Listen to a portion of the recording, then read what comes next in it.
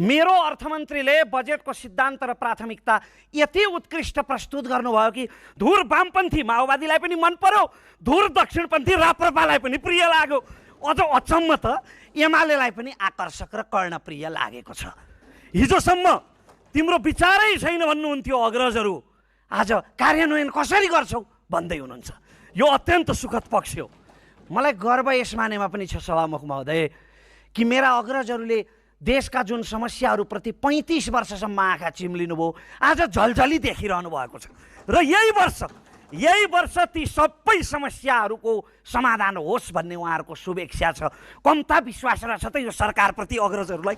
मलाई यसमा गर्व छ। जनताको करबाट तलब खाने कर्मचारी खुल्लम खुल्ला कार्यालयभित्रै काङ्ग्रेस एमाले र माओवादी हुन पाउँदैन।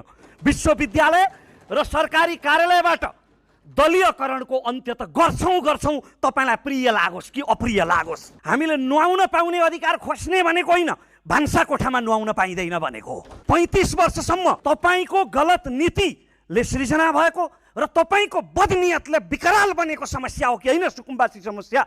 सरकारले जोखिमयुक्त क्षेत्रबाट, नदी किनारबाट नागरिकलाई उद्धार गरेर बचाउन चाह्यो। भ्रमको भाइरस यति विघ्न फैलाइयो, एकजना माननीयले भन्नुभयो, ए तपाईँलाई 24 घन्टे सूचना दिएर घर खाली गर्न सक्नुहुन्छ, अनि के बर्खाको बाढी चाहिँ तपाईँलाई 24 घन्टे सूचना दिएर आउँथ्यो त? अनि बाढीले बगाउनबाट आफ्ना नागरिकको रक्षा गर्नु सरकारको कर्तव्य हो कि होइन? झुटो बोल्न आउँदैन, अर्कोचोटि भोट पाउँदैन। म देशभरिका मेरो झापा क्षेत्र नम्बर 1 र सम्पूर्ण राष्ट्रमा रहेका वास्तविक सुकुम्बासीहरूसँग फेरि पनि प्रतिबद्धता व्यक्त गर्न चाहन्छु।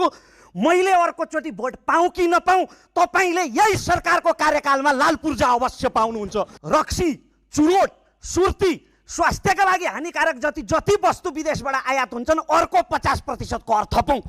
चुरोट महँगो हुँदा कसको अधिकार हननुहुन्छ? रक्सी महँगो भयो भनेर को आन्दोलनमा आउँछ? उल्टै आमा दिदी बहिनी खुसी हुन्छन्, हामीलाई आशीर्वाद दिन्छन्। एक त मान्छेले कम खान्छ उसको स्वास्थ्य राम्रो हुन्छ, अर्को निम्न मध्यम वर्गीय रोगी बिरामीहरूको निःशुल्क उपचार गर्न सकिन्छ। अत्यन्तम क्रूरता लोभम प्रजापीडनमेव च